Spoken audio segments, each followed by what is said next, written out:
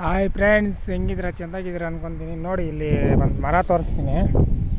ಸಖತ್ತಾಗಿ ಬೆಳೆದೈತೆ ಮರ. ಏನೋ ನೋಡು, ಇದರಲ್ಲಿ ನೋಡು, ಇದೈತಲ್ಲ, ಇದರಲ್ಲಿ ಬಬ್ರಿನ ಸುಲ್ಕೊಬೇಕು. ಬಬ್ರಿ ಸುಲ್ಕೊಬೇಕು. ನೋಡು, ದಪ್ಪದಾಗೈತೆ. ಇಲ್ಲಿ ಎಲ್ಲ ಬುಡ ಕೂಡ ಸಖತ್ತಾಗಿ ದಪ್ಪ ಆಗೈತೆ. ಇದು ಸೇಮ್ ಹುಣಸೆ ಮರ ಥರ ಬರ್ತದೆ. ಸಿಗರು ಮುಳ್ಳುಗಿళ్ళు ಏನಿಲ್ಲಲ್ಲ ಅದರಲ್ಲಿ.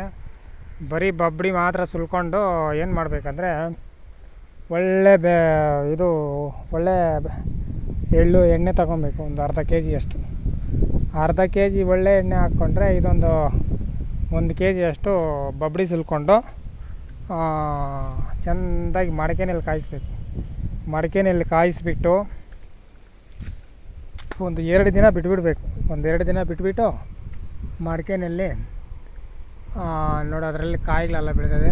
ಮಡಕೆನಲ್ಲಿ ಚೆಂದ ಮಾಡಿಕೊಂಡು ಎಲ್ಲೆಲ್ಲಿ ಕೀಳು ನೋವುಗಳು, ಸೊಂಟ ನೋವು, ಮೊಣಕಾಲುಗಳ ನೋವು, ಏನೇ ನೋವುಗಳಿರಲಿ ಇದನ್ನು ಚೆಂದಾಗಿ ಅಪ್ಲೈ ಮಾಡಿದ್ರೆ ಆಟೋಮೆಟಿಕ್ಕಾಗಿ ಮೇಲಾಗುತ್ತದೆ.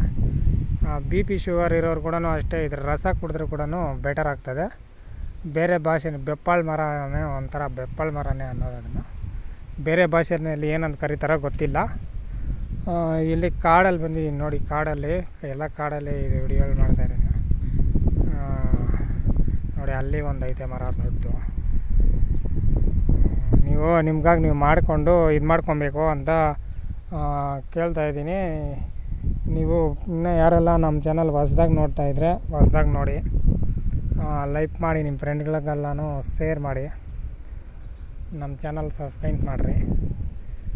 ನೋಡಿ, ನಿಮ್ಗಾಗಿ ನೀವು ಮಾಡ್ಕೊಬೇಕಂತ ಹೇಳಿದೆ. ನೋಡಿ, ಇಲ್ಲಿ ಬಬ್ರಿ ಸುಲ್ಕೊಬೇಕು. ಇಂಥ ಪ್ಲೇಸಲ್ಲಿ ಬಬ್ರಿನ ನೀಟಾಗಿ ಸುಲ್ಕೊಂಡ್ರೆ ಆ ಬಬ್ರಿ ಏನಾಗ್ತದೆ ಅಂದರೆ ಕ್ಲೀನಾಗಿ ಬಂದುಬಿಡ್ತಾರೆ. ಒಳ್ಳೆ ಚರ್ಮ ಬಂದಂಗೆ ಬರ್ತದೆ ಇದರಲ್ಲಿ.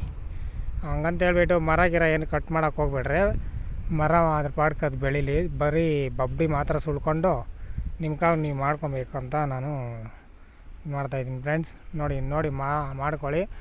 ಇದು ಏನು ಮರ ಅಂತ ನಿಮ್ಗೆ ಗೊತ್ತಾಗಬೇಕಂದ್ರೆ 1 ಸತಿ ಅಲ್ಲಂದರೆ 2 ಸತಿ ವಿಡಿಯೋ ನೋಡಿರಿ, ಪರವಾಗಿಲ್ಲ. ಏನು ಓಡೋಗ್ಯೋದೇನಿಲ್ಲ. ಒಂದು ಅರ್ಧ ಲೀಟ್ರು